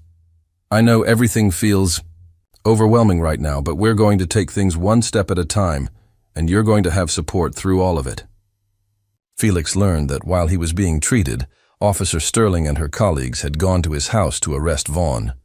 They had found him in a drunken rage, destroying furniture and screaming about ungrateful children who didn't appreciate his discipline. The basement room with its torture implements had provided all the evidence they needed to justify immediate arrest. "Vaughn Caldwell is in custody," Officer Sterling told Felix. "He's been charged with multiple counts of child abuse, assault with a deadly weapon, and unlawful imprisonment. The evidence you collected on that phone is going to help us make sure he never hurts another child." The smartphone with Felix's photographs had become a crucial piece of evidence. The images clearly showed not only the children's injuries, but also the systematic nature of the abuse, the basement torture chamber, the implements designed to inflict pain, and the pattern of escalating violence that had culminated in that night's near-fatal assault. "You were very smart to take those pictures," Officer Sterling continued. "Without that evidence, it would have been much harder to prove what was happening. You probably saved not only your own life and Maple's, but potentially the lives of other children who might have been Vaughn's victims in the future. Felix was allowed to see Maple once her initial treatment was completed. She was conscious but groggy, lying in a hospital bed that seemed to swallow her small frame. The sight of her hooked up to monitors and IV lines was frightening, but the steady beep of the heart monitor was reassuring proof that she was alive and stable. "Felix?" Maple's voice was weak but recognizable. "Are we safe now?" "Yes, sweetheart," Felix said, taking her hand carefully to avoid the IV line. "We're safe. The doctors are taking care of us, and Vaughn can't hurt us anymore." Dr. Holloway joined them to explain Maple's condition. "She has a concussion and some swelling in her brain from the impact with the wall," the doctor said. "We're going to keep her here for observation for a few days to make sure the swelling goes down and there are no complications. But her prognosis is good. Children's brains are remarkably resilient, and we expect her to make a full recovery." The news about Maple's prognosis was the first genuinely good news Felix had received in months. The fear that his sister might suffer permanent brain damage had been his greatest terror during their escape, and knowing that she would recover completely lifted a weight from his shoulders that he hadn't even realized he was carrying. Felix's own injuries required ongoing treatment but were not life-threatening. His burns would heal, though they would likely leave additional scars to add to his collection. The cuts from the broken glass and wire mesh were superficial and would heal quickly. More importantly, the emotional trauma that both children had suffered would require long-term counseling and support. "Both of you are going to need time to heal, not just physically but emotionally," Lydia explained to Felix.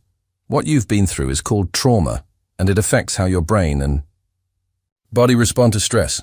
But there are people who specialize in helping children recover from trauma, and you're going to have access to all the support you need." The question of where Felix and Maple would live while they recovered was addressed with the same systematic care that had characterized their medical treatment. Lydia explained that they would be placed in a specialized foster home with people who were trained to care for children who had experienced severe abuse. "The Anderson family has been working with traumatized children for over 10 years, Lydia said. "They understand what you've been through, and they know how to help children feel safe again. You'll have your own rooms, access to counseling, and all the time you need to heal." Felix felt a complex mix of emotions about leaving the only home he had ever known, even though that home had become a place of terror. There was something fundamentally disorienting about the idea of living with strangers, even kind strangers, who wanted to help them. But the alternative, returning to a house where they had experienced so much suffering, was unthinkable. "What about our mum?" Felix asked, the question that had been weighing on his mind since their rescue.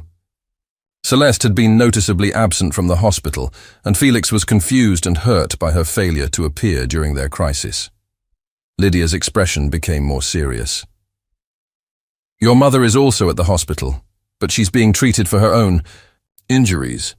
Vaughn hurt her badly when he realized you had escaped, and she's going to need time to recover too. But Felix, I need you to understand that your mother is also going to have to answer some difficult questions about why she didn't protect you and Maple from the abuse." This information was difficult for Felix to process. On one hand, he was relieved to know that his mother was alive and receiving medical care. On the other hand, he was struggling with complicated feelings about her failure to protect them from Vaughn's violence. Love and disappointment could coexist, Felix was learning, and both emotions could be equally powerful. "Will we see her?" Felix asked. "Eventually, yes," Lydia said. "But right now, the focus needs to be on your recovery and healing. Your relationship with your mother is something that will be addressed over time, with the help of counselors who understand family dynamics in abuse situations."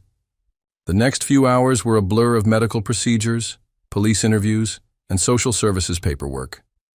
Felix found himself repeating his story multiple times to different professionals, each of whom needed specific information for their role in the investigation and care planning. The attention was overwhelming after months of being invisible to the adults who should have been protecting them. Officer Sterling conducted a formal interview with Felix, recording his statement about the abuse and the events leading up to their escape. Felix was surprised by how much detail he was able to recall, how clearly he could describe the systematic nature of Vaughn's violence and the specific incidents that had escalated over time. "You're an excellent witness," Officer Sterling told Felix after the interview. "Your ability to remember details and explain what happened is going to be very important for the prosecution. Vaughn is going to face serious charges, and your testimony will help ensure that he's held accountable for what he did to you and Maple." The idea that his words might have power in a courtroom was both empowering and frightening for Felix. For so long, nothing he said had mattered to the adults around him. But now, his voice would be heard by judges and juries who had the power to ensure that Vaughn faced consequences for his actions. As the night stretched into early morning, Felix found himself experiencing a strange combination of exhaustion and hypervigilance. His body was desperately tired from the trauma and medical treatment, but his mind remained alert for signs of danger that his rational brain knew were no longer present. The hospital staff explained that this was a normal response to trauma, and that his nervous system would need time to readjust to safety. "It's going to take time for your body to understand that you're safe now," Janet explained as she checked on Felix's bandages. "You've been in survival mode for so long that relaxing feels scary, but that's normal, and it will get better with time and support." Felix was finally allowed to sleep around 4 in the morning in a hospital bed next to Maple's room so he could be close to his sister while still receiving the medical monitoring he needed. The bed was more comfortable than anything he had slept in for months, and the knowledge that there were adults nearby whose job it was to protect him allowed Felix to experience something approaching peaceful rest. But even in sleep, Felix's mind remained partially alert for sounds of danger. He woke several times during the night, momentarily confused about where he was before remembering that they were safe in the hospital. Each time, he would look through the doorway to Maple's room to confirm that she was still there, and still breathing, the protective instincts that had kept them alive still operating even in safety. Morning brought a parade of new faces, doctors checking on their recovery, social workers explaining next steps, and child psychologists beginning the process of assessing their emotional needs. Felix was overwhelmed by the number of adults who were suddenly invested in their welfare, a stark contrast to the months of being ignored and dismissed. Dr. Holloway arrived during morning rounds with encouraging news about Maple's condition. The swelling in her brain had decreased overnight, and her neurological responses were all within normal ranges. She would need to stay in the hospital for a few more days for observation, but her recovery was proceeding exactly as they had hoped. "She's going to be fine," Dr. Holloway told Felix with a smile. "Her brain is healing beautifully, and we don't expect any long-term effects from the injury. You got her help just in time." The news about Maple's complete recovery was the final piece Felix needed to begin believing that their nightmare was truly over. For months, his greatest fear had been that his failure to protect Maple would result in permanent harm to his sister. Knowing that she would recover completely allowed Felix to finally begin processing his own trauma rather than focusing entirely on her welfare. Lydia Brennan returned later that morning with information about the Anderson family and the transition to their foster home. She brought photographs of the house where Felix and Maple would be living, and information about the family members who would be caring for them. "Robert and Patricia Anderson have been fostering children for 15 years, Lydia explained. "They specialize in caring for children who have experienced trauma, and they understand that recovery is a process that takes time. They have 2 other foster children right now, teenagers who have been with them for over a year and are doing very well." The photographs showed a comfortable, well-maintained house with separate bedrooms for Felix and Maple, a large backyard with play equipment, and common areas that looked warm and welcoming. It was the kind of home Felix had dreamed of during the worst moments of their abuse, the kind of place where children could feel safe and valued. "When will we go there?" Felix asked. "Probably tomorrow or the next day, once Maple is discharged from the hospital," Lydia said. "The Andersons are looking forward to meeting you both. and they want you to know that you can stay with them for as long as you need. There's no pressure and no timeline. You'll move at your own pace. Felix felt a mixture of anticipation and anxiety about meeting their foster family. After months of living with adults who posed a constant threat, the idea of trusting new caregivers felt both appealing and terrifying. But the alternative, remaining in the system indefinitely, was even less appealing.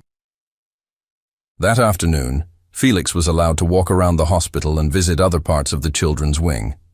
The simple freedom to move without fear of punishment was intoxicating, and Felix found himself marveling at things that most children took for granted.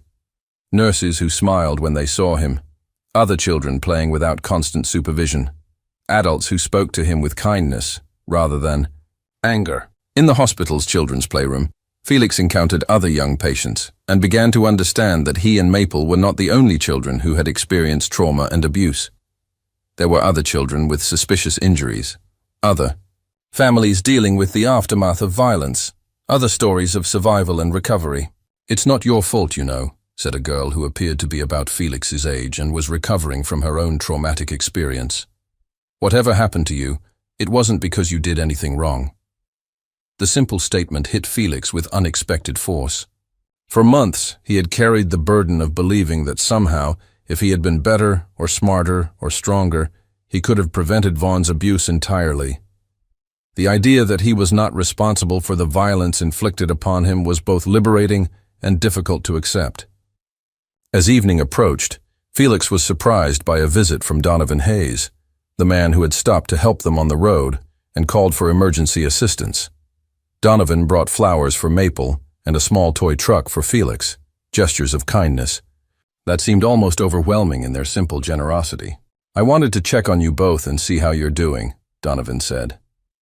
"What you did that night, protecting your sister and getting evidence of the abuse, was incredibly brave.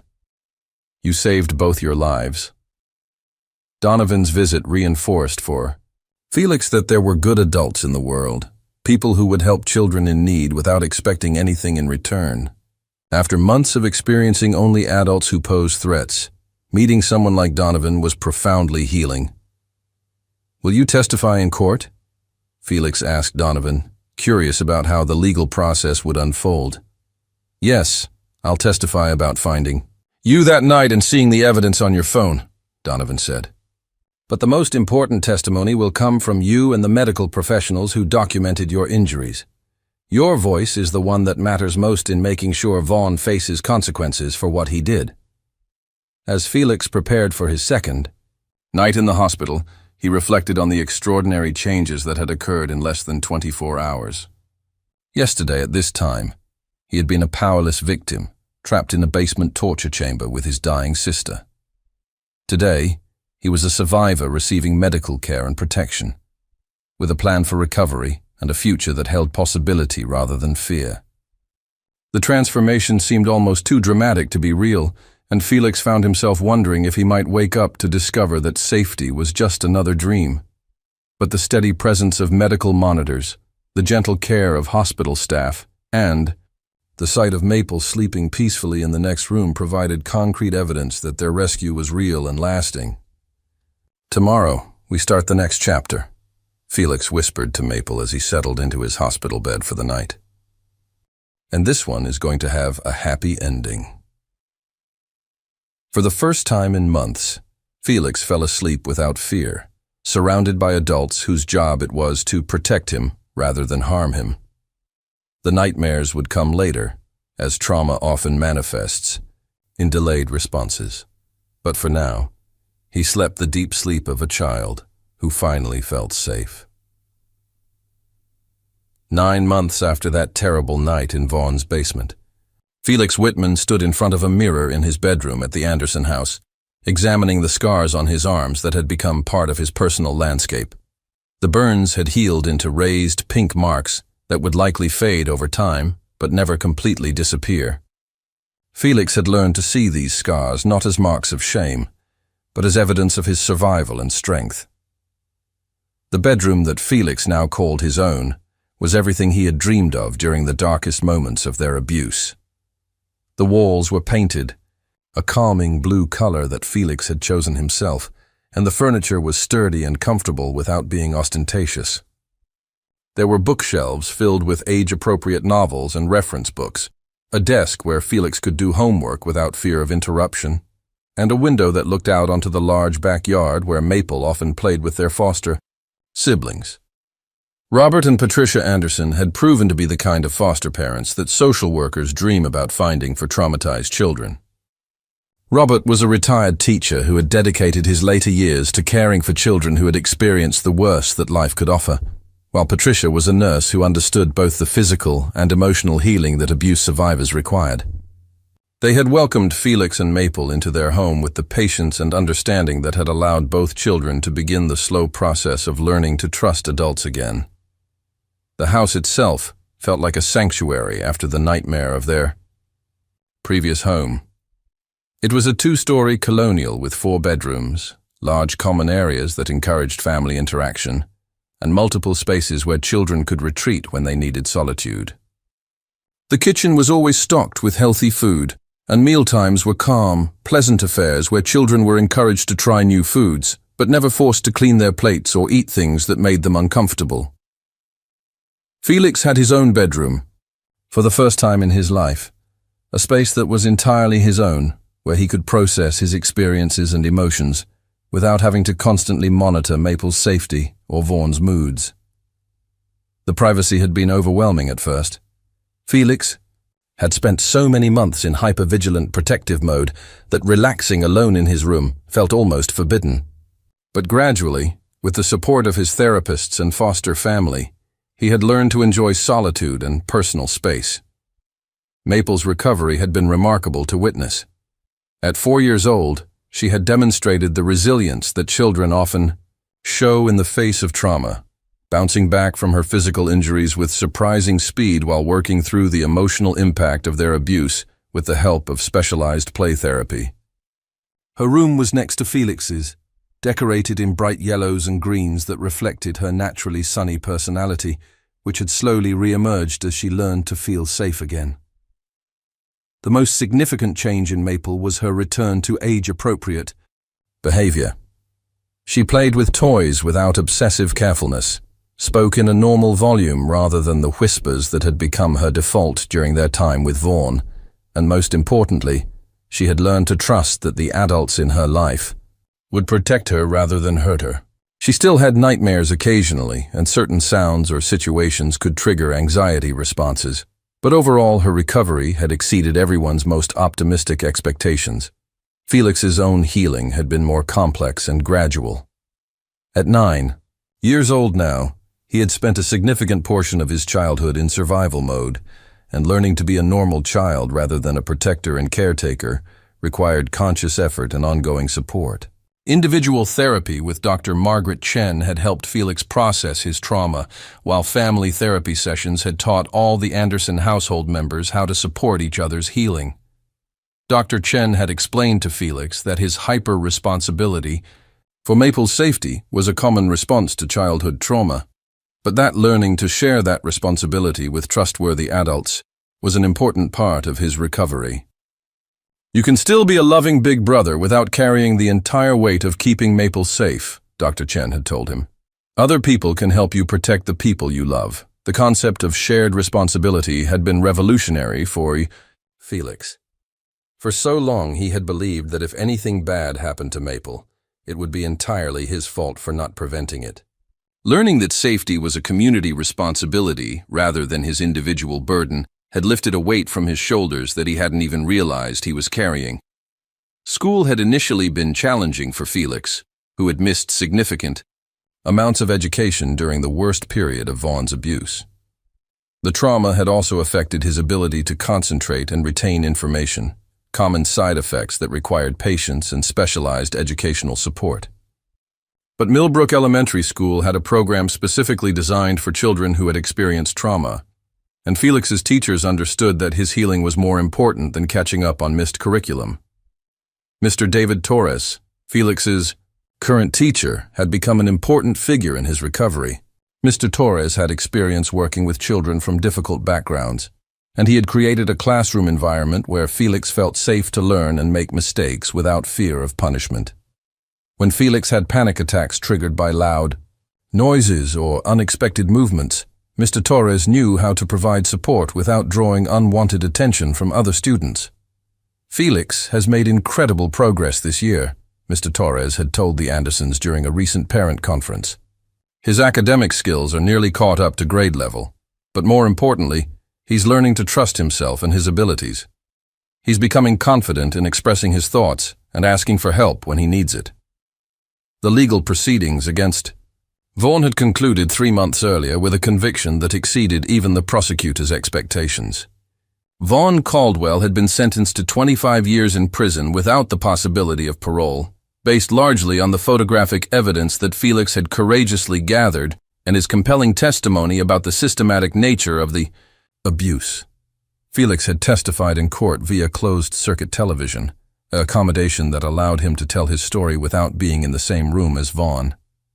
The experience had been frightening, but ultimately empowering, as Felix realized that his voice had power and that adults in positions of authority were finally listening to him and believing his account of what had happened. "Your testimony made the difference in this case," District Attorney Michelle Rodriguez had told Felix after the sentencing. "Your courage in documenting the abuse and speaking out about what happened has not only brought justice for you and Maple, but it's also ensured that Vaughn will never hurt another child. You should be very proud of what you've accomplished." The trial had also brought closure regarding their mother's situation.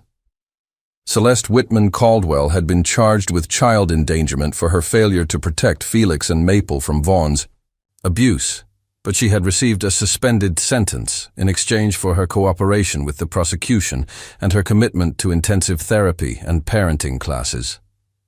Felix's relationship with his mother remained complicated and was being addressed through supervised visits and family counseling. Celeste was living in a women's shelter while working to rebuild her life and address the psychological trauma that had made her unable to protect her children. The visits were awkward and emotional, filled with apologies that Felix wasn't sure he was ready to accept and promises that he wasn't sure he could trust. "Your mother loves you very much," Patricia Anderson had explained to Felix after a particularly difficult visit. "But love isn't always enough to protect children if the adult is too damaged or frightened to act. Your mother failed to protect you, and that's not okay, even though she was also being hurt. It's possible to love someone and still be angry with them for letting you down." The concept that love and disappointment could coexist had been a recurring theme in Felix's therapy. Dr. Chen had helped him understand that his complex feelings toward his mother were normal and healthy, and that he didn't have to choose between forgiving her completely or cutting her out of his life entirely. Their relationship could be rebuilt slowly, with appropriate safeguards and support, if that's what Felix ultimately wanted. Maple's relationship with their mother was less complicated, partly because of her younger age when the abuse occurred, and partly because she had been less aware of Celeste's failures to intervene.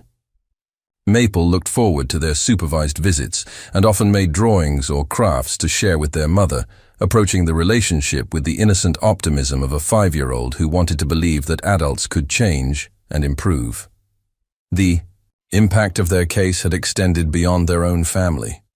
The photographs Felix had taken of Vaughn's basement torture chamber had been used in training programs for social workers, police officers, and medical professionals to help them recognize signs of systematic child abuse. Felix's story had also contributed to changes in local protocols for investigating suspected abuse cases, ensuring that children's reports would be taken more seriously and investigated more thoroughly. "What you went through was terrible, officer," Ramona Sterling had told Felix during a follow-up visit.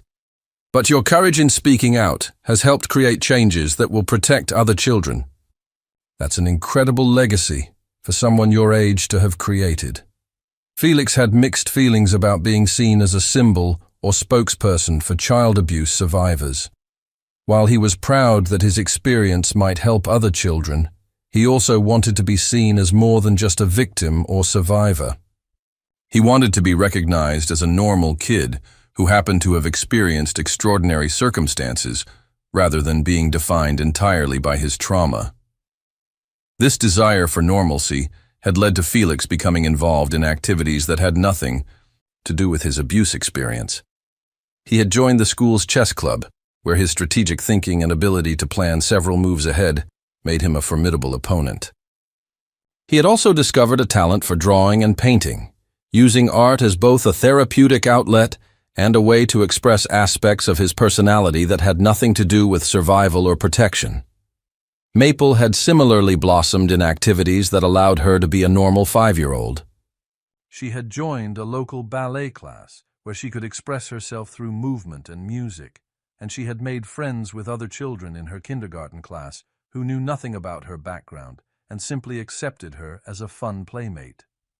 Watching Maple laugh and play without fear had become one of Felix's greatest sources of joy.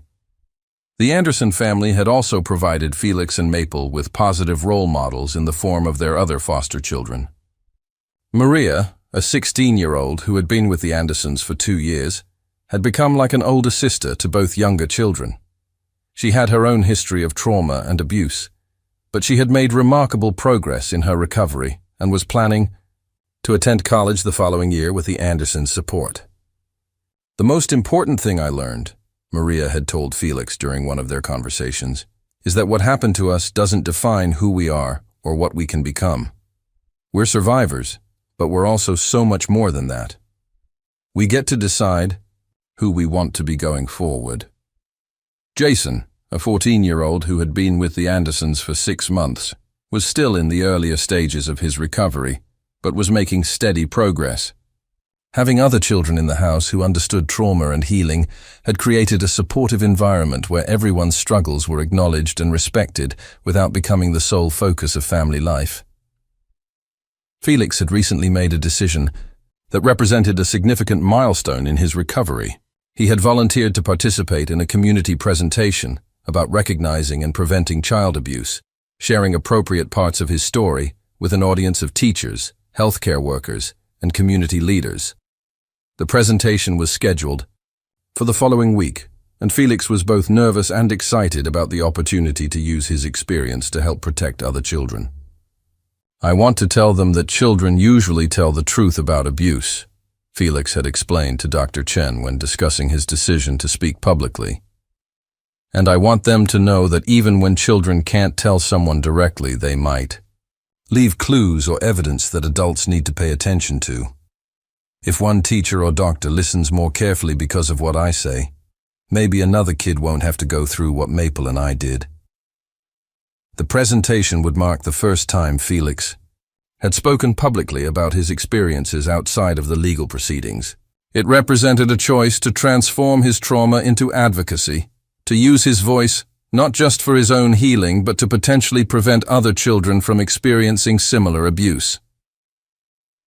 Patricia Anderson had been particularly supportive of Felix's decision to speak publicly. As a nurse, she understood the importance of education in preventing child abuse, and she was proud of Felix's courage in choosing to share his story for the benefit of others. "Not every survivor chooses to speak out," Patricia had told Felix, "and that's perfectly okay. But when someone with your strength and articulation decides to use their voice to help others, it can make a real difference in the world." The morning of Felix's presentation dawned bright and clear, and he woke up feeling nervous but determined. He had practiced his remarks with Dr. Chen and the Andersons, focusing on age-appropriate ways to describe his experiences while emphasizing the importance of believing children and taking their reports seriously.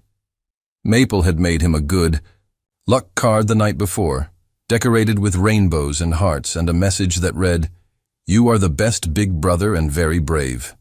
Felix kept the card in his pocket as he prepared for the presentation, a tangible reminder of why his advocacy work mattered.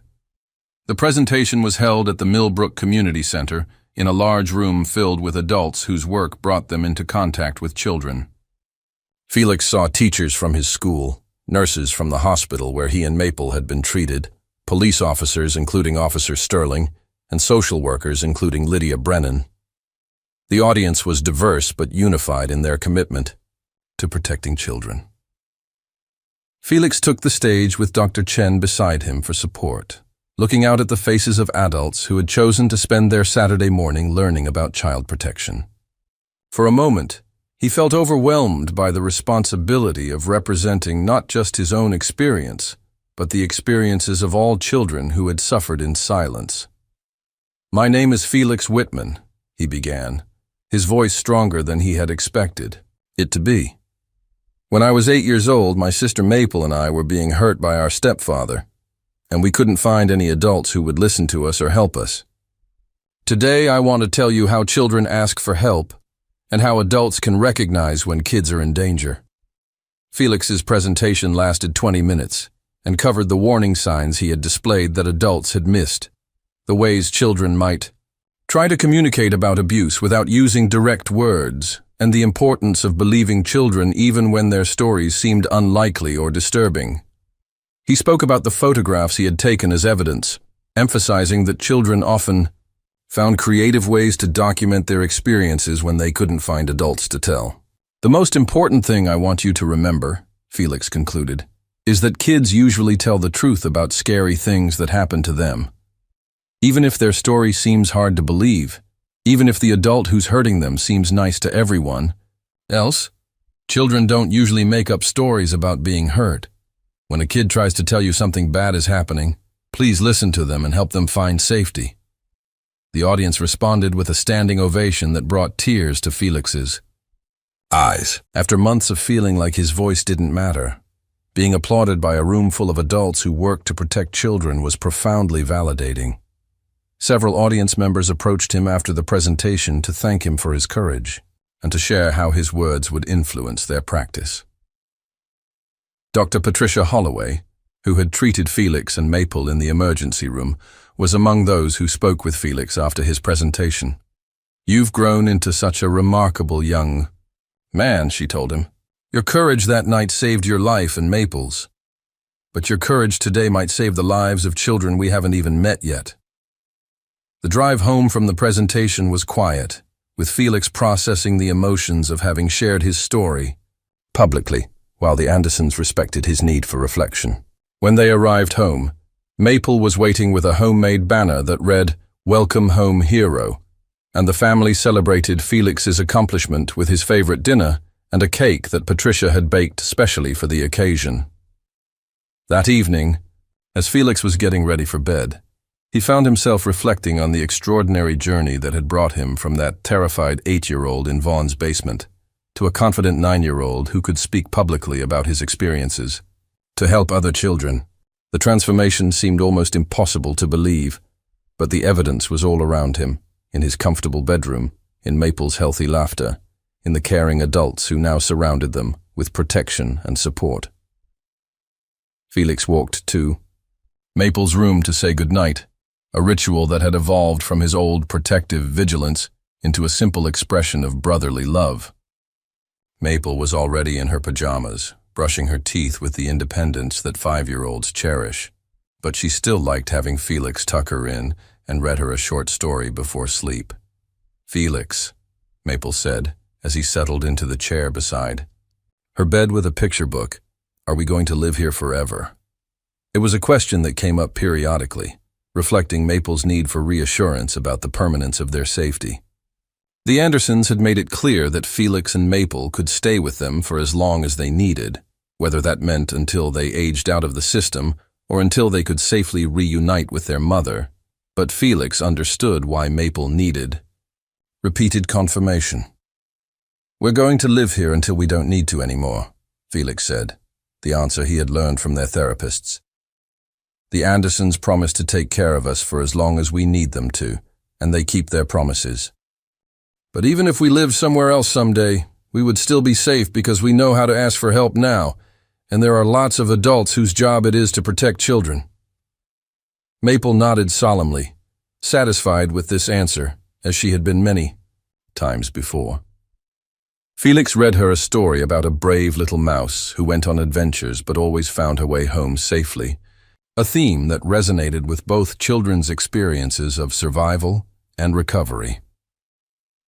After Maple had fallen asleep, Felix returned to his own room and prepared for bed with the comfortable routine that had replaced the hypervigilant preparations that had once been necessary for survival. He no longer checked and rechecked locks, no longer listened for sounds of approaching danger, no longer slept with one ear alert for signs that Maple was in distress. As Felix settled into bed, he thought about the presentation earlier that day, and the adults who had listened to his story with such attention and respect. He thought about the changes that had occurred in his life and Maple's, the healing they had both experienced, and the future that now stretched ahead of them filled with possibility rather than fear. Felix had learned that healing from trauma was not a linear process, that there would always be difficult days and setbacks along with the progress and growth. But he had also learned that resilience was possible, that children could survive terrible experiences and still grow up to be healthy, happy adults with the right support and care. The scars on Felix's arms would always be visible reminders of what he and Maple had endured, but they had also become symbols of their strength and survival. Felix touched the raised skin gently, remembering the pain those burns had caused, but also remembering the courage he had found in the face of that pain. "We made it," Felix whispered into the darkness of his safe, comfortable bedroom. "We're okay, and we're going to stay okay."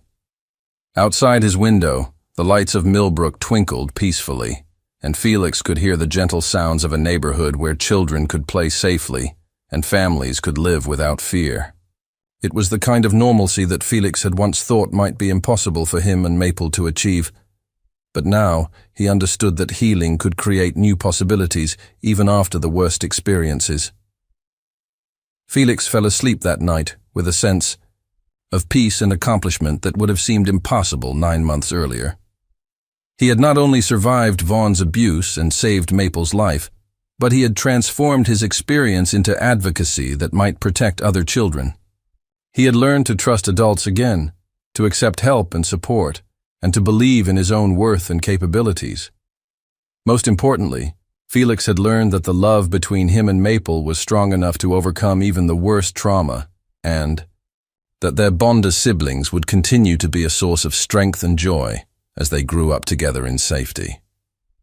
The nightmare was over, and their real life, the life they deserved to have always had, was finally beginning. In the bed next to his room, Maple slept peacefully, her dreams filled with ballet recitals and playground adventures rather than the terrors that had once haunted her nights. And in the living room downstairs, Robert and Patricia Anderson sat together reviewing the positive reports from Felix's teachers and therapists, proud of the progress both children had made and committed to supporting their continued healing, for as long as they needed. The house was quiet and safe, filled with the kind of peace that comes when children are truly protected and loved. And for the first time in their lives, Felix and Maple were simply children, not victims, not survivors, but children who could dream about their futures without fear and wake up each morning knowing that they were safe, valued, and home.